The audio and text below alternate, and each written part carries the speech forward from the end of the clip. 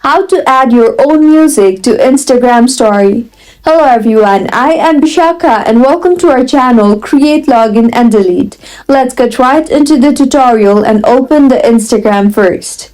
And now, if you want to add music to your Instagram, you can see you are bounded to music only available in Instagram and cannot create your own sound.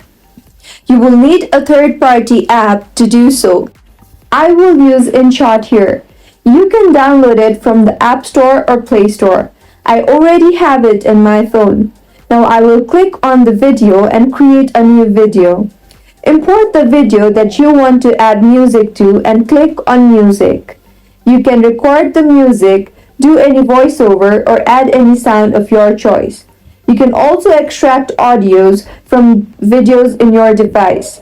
Click on the share button and save the video. Now add the same video to your Instagram story, and with this you have added your own custom music to your Instagram. If you find this tutorial helpful, do subscribe to our channel. Thank you for staying with us until the end.